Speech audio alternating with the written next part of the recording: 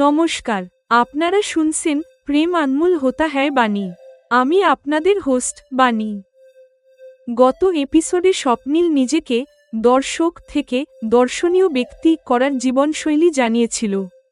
আজ আপনারা শুনবেন ওর এই দার্শনিক রূপান্তরের অনুপ্রেরণাকে আর কিভাবে আমার অবিবাহিত থাকার সংকল্প ভাঙার উপক্রম হয়েছে। পরম সুখের বিদ্যমানতা স্বপ্নিল ওর চিন্তাভাবনা জারি রেখে বলল, নিজের সাথে অন্যদের হিত সাধনেই পরম সুখ বিদ্যমান থাকে। আমি নিরুত্তর ছিলাম এবং শ্রদ্ধায় ওর কাঁধে মাথা রাখলাম, কারণ ওকে একজন শিক্ষকের মতো মনে হচ্ছিল। মহাভারত ও গীতার আদর্শ স্বপ্নিল নিজেকে সত্যবাদী যুধিষ্ঠির আর একাগ্র অর্জুনের আদর্শের অনুসারী বলে জানালো। ওর একটাই লক্ষ্য, প্রতিটি মুহূর্ত থেকে সর্বোচ্চ আনন্দ নিংড়ে নেওয়া। সীতার আদর্শ, আমার প্রশ্নে যে আমাকে দেখে ও কি অনুপ্রেরণা পায়। স্বপ্নিল এক বড় কথা বলে দিল, আমি রাবণের মতো জ্ঞানী পুরুষ নই ঠিকই, কিন্তু আমার ভেতর রাবণের মতো মন্দ দিক ছিল। তেমন অবস্থায় অনুপ্রেরণা আমার সীতার থেকেই নেওয়া উচিত। আপনি আমার কাছে সাধারণ কোনো মেয়ে নন, আপনাকে আমার সীতার মতো মনে হয়। জৈন ধর্মের প্রভাব ও জানালো যে আমি সাহার ত্যাগ করা এবং মেরি ভাবনা রমতো কাব্যের অনুপ্রেরণা ও জৈন দর্শন থেকে পেয়েছে, যা আত্মার প্রাধান্যের ওপর জোর দেয়।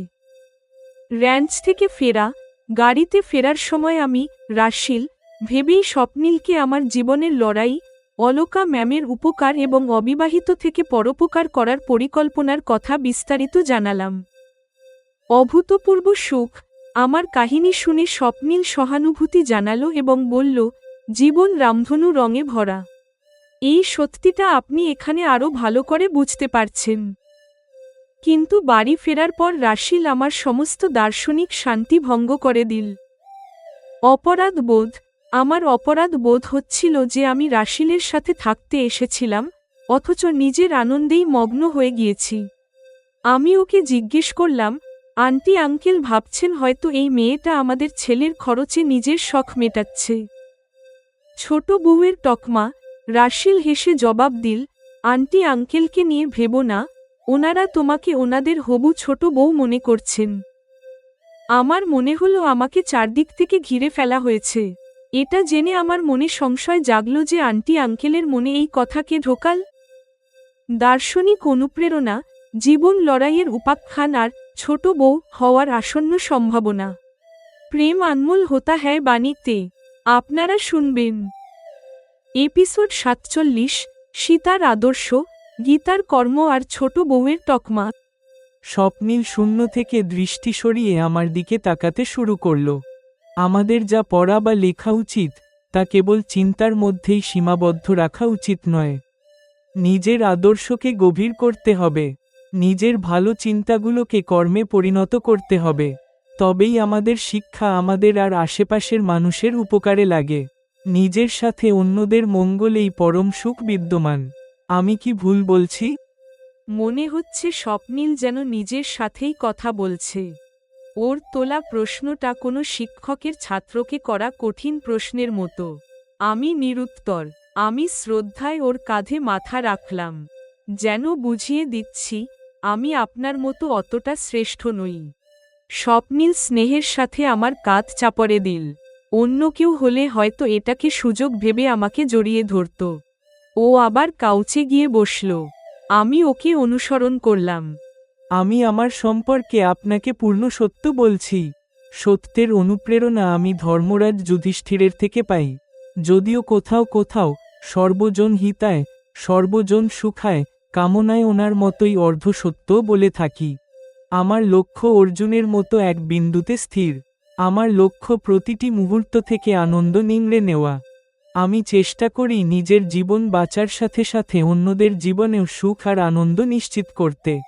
এখন স্বপ্নিলের কথায় গীতার বদলে মহাভারতের নায়কদের আদর্শের কথা উঠে এল। ওর মুখের দিকে তাকিয়ে মনে হচ্ছিল ও বলে যাক আর আমি শুনে যাই।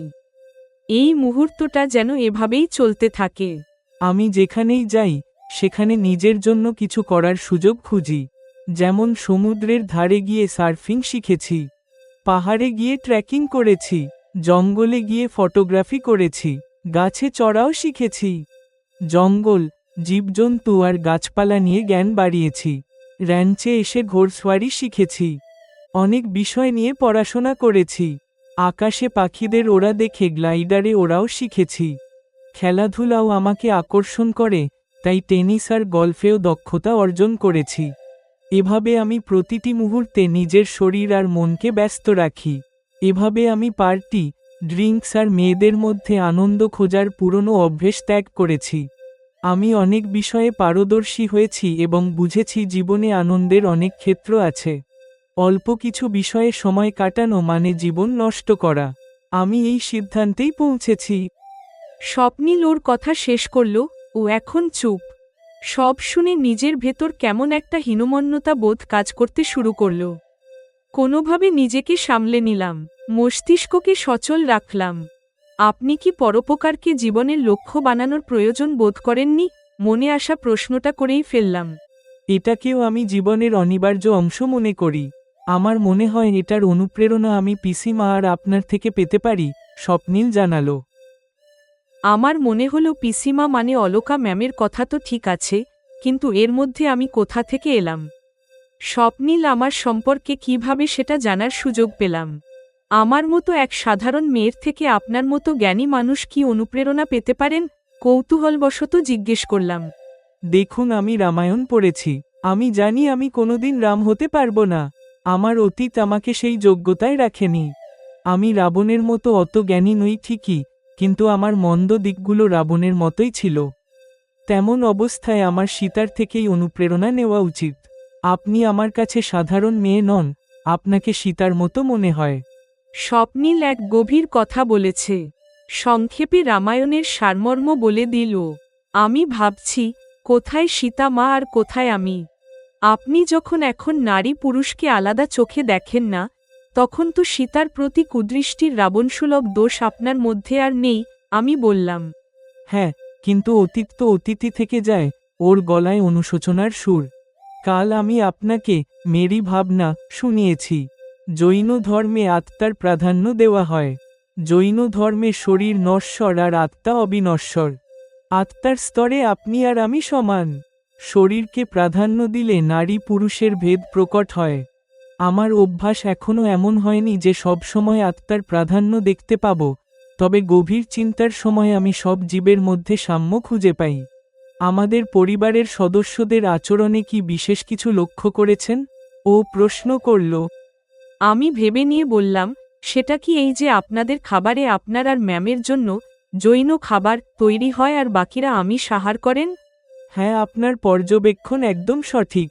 মা শুরু থেকেই নিরামিষাশী, কিন্তু আমি জৈন দর্শন পড়ে আমিষ ছেড়েছি। পড়ে না শেখা মানে পড়ার সময়টা নষ্ট করা। আমাদের কথা চলতো আরও। তখন পামেলা এল। হ্যাঁ পামেলা, লাঞ্চের দেরি হয়ে গেছে। এখন আমাদের খাওয়া উচিত। স্বপ্নীল ওর আসার কারণটা বুঝে গেল। পামেলা হেসে চলে গেল। কিছুক্ষণ পর আমরা লাঞ্চ করছিলাম। র্যাঞ্চ থেকে ফেরার সময় আমি স্বপ্নীলকে আমার সম্পর্কে জানাবো, লাঞ্চেই এটা ঠিক করে নিয়েছি। লাঞ্চের পর আমরা র্যাঞ্চে আরও কিছুক্ষণ ছিলাম। ঘোড়াগুলোকে আদর করলাম। ফিরতে মন চাইছিল না ঠিকই, তবে কাল থেকে আমি এখানে ঘোড়সওয়ারি শিখতে আসব ভেবে ভালো লাগছিল। র্যাঞ্চ থেকে বাড়ি ফেরার পথে স্বপ্নীল ড্রাইভ করছিল আর আমি ওকে আমার পরিবার, পড়াশোনা আর জীবনের কথা জানালাম। অলকা ম্যামের উপকার আর রাশিলের ভালোবাসার কথাও বিস্তারিত বললাম।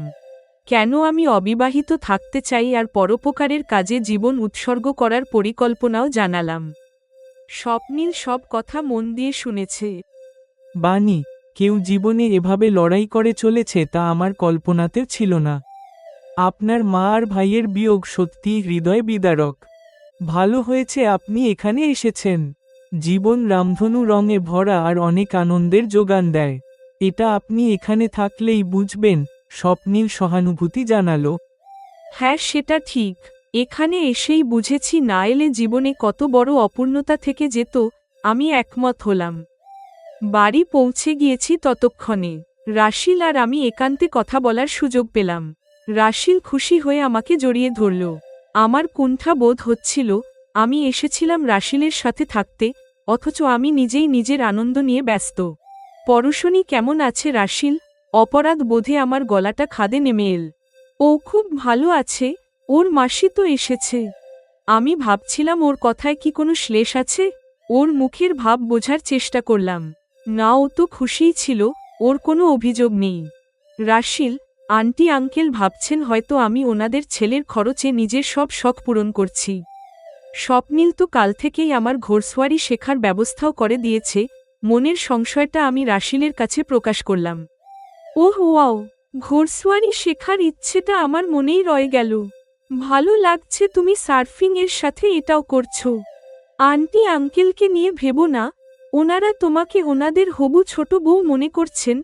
রাশিলের গলায় আনন্দ আর দুষ্টুমি দুইই ছিল। আমার মনে হলো আমি চারদিক থেকে ঘেরাও হয়ে গিয়েছি। আমি জানতে চাই কে ওনাদের এসব বলেছে। আঙ্কেল আন্টি এমনটা মনে করার কারণ কি? এটা স্বপ্নিলের কাজ বলে তো মনে হয় না। রাশিলের মুখের দিকে চেয়ে বললাম। এপিসোড 47 সমাপ্ত।